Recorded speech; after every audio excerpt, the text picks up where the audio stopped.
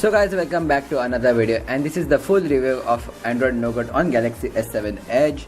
And I've been using this for 1 to 2 days or more, I don't know, but the performance is pretty good. The UI is fluid, the battery performance is pretty mediocre. It's not the great thing or like comparable to the Marshmallow.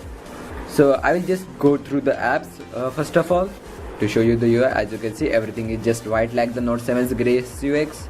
But if you have like no photo on your contacts, it will just give you the major like the icons just like Nougat. Now go to the messages. Now there are some interesting features over here. If you go over here and if you miss out to install a configuration, it will give you an option over here, and there are many things added over here like split view and etc to be toggled, which is a good thing. There are more diverse options. If you go to the clock, as you can see, the new world clock globo is over here, and the clock app looks pretty ugly than the Marshmallow, but it's just a thing cause something has to be changed, whether if it's worse or not. But as you can see, the font is bit a bolder side like the stock Android one, not like the typical Samsung Sans, which is a weird thing.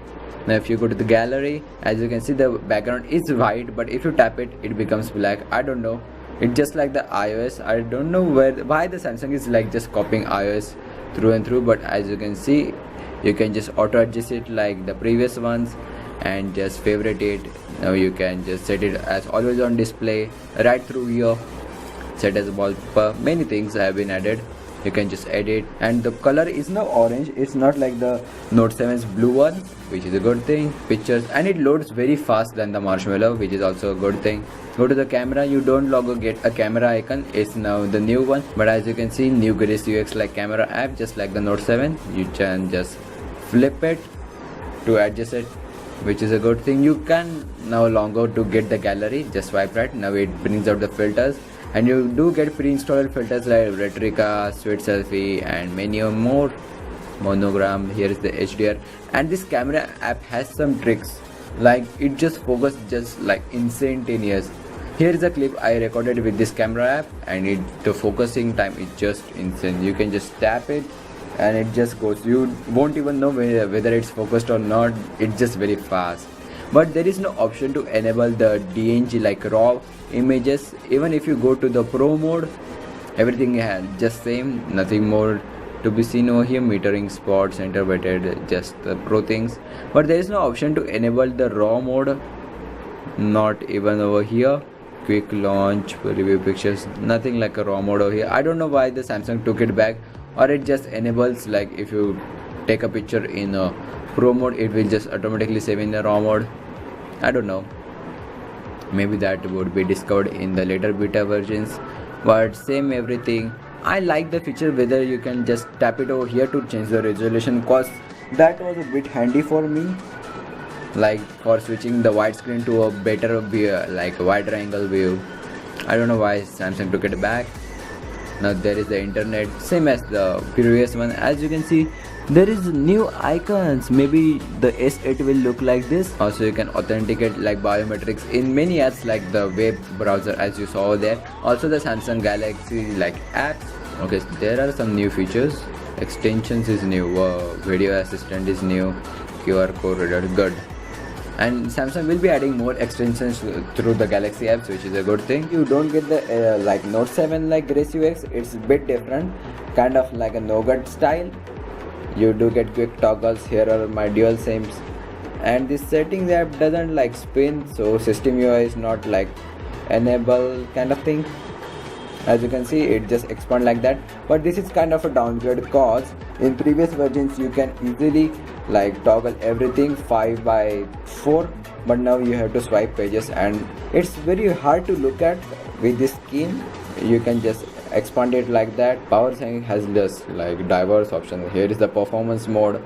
I always have it on performance mode cause it gives a kind of a boost and is not like a huge downgrade from normal.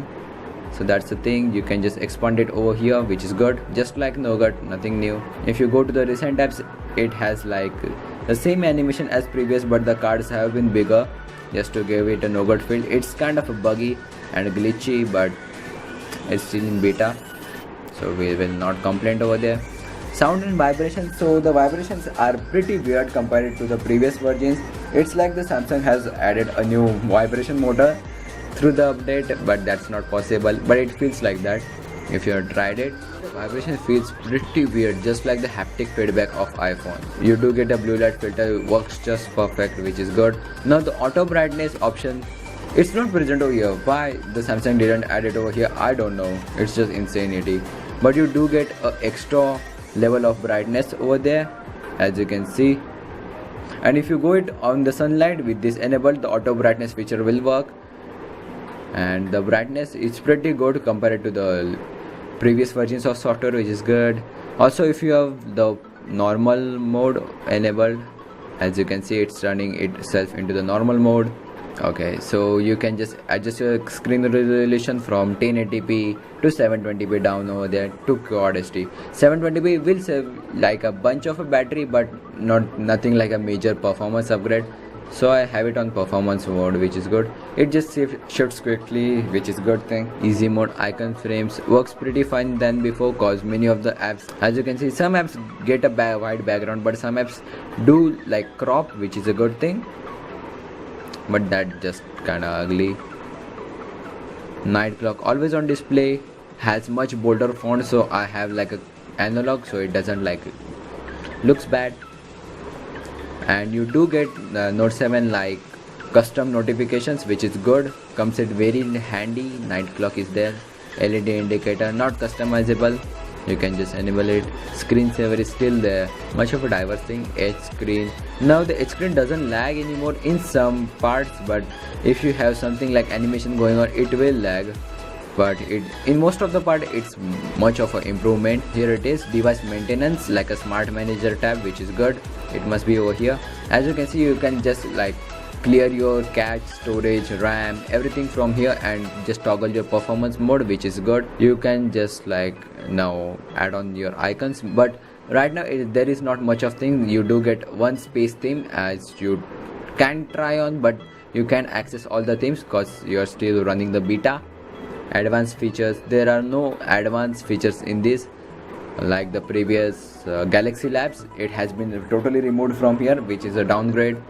Games still the same, smart stays there, everything is still the same. Pop-up view gesture, now pop-up view gesture is much improved. You can just, okay, there it is.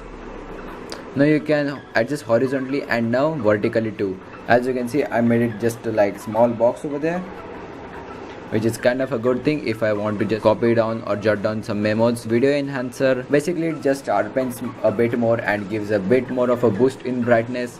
Now here is the battery, you do get mid, and you can just basically customize it. So mine is like 90% brightness, speed limiter on, always on display on, and only 720p, which is just works perfect, nothing to do in that. Storage, RAM management is pretty good. Like the device only uses 1.4 gig to 1.6 gigs of RAM in many other tasks.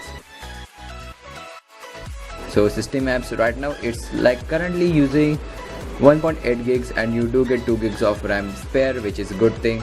Software update has been added over here. It's not been like the about device section. Now if you go to the about device, your phone number will show over here. I don't know why it's not showing mine, but the software update has been shifted in front, which is good. Model number, software info, Nougat. Now if you tap it for the first time, you do get an option for Marshmallow Land like this, like the previous Marshmallow game, or the Android Nougat Easter egg. But the Nougat Easter egg is not like right now working with this edit option over here. You can't just add the gecko cat. As you can see, it does give me an option for nearby, but I can't enable the gecko cat from here, which is a down part. Security patch October, not November. So in terms of multi-window, as you can see, many apps are now available for multi-window, but if you enable it, you get the newer Nougat one, which is just a bugged off thing. In honesty, as you can see, you can actually readjust it, not like to extent where you can just give it part, but you can just readjust it, which is good. Also, if you tap it, you can just swap it around, but there are no like diverse features like before, like copying and giving other ones. If you tap it again, you have to extend it, and now just tap it like that, nothing will do, no multi-window from here. And if you hold it, you do get the S voice, not the now on tab, not the Google Assistant, you get S voice. Looks kinda ugly, and now I will leave it off just by showing you a theme. So that was pretty quick, and as you can see, the theme has been applied. Looks kinda ugly, I know, but that's just what we get. It looks very ugly compared to the marshmallow. I could really like the marshmallow with some of the features. I would just take that. It's like the biggest update Samsung has ever given, cause Samsung never updates its camera app. It just like stuck on the previous versions. If you owned a Galaxy phone earlier, you know what's the deal, but this time Samsung has given like the newer camera app, and it works perfect and good, so I will not complain at that portion. So guys, thanks for watching. This was my review on beta 1 of this Nougat on Galaxy S7 Edge. Hope you guys like it. Please give it a big thumbs up, and peace.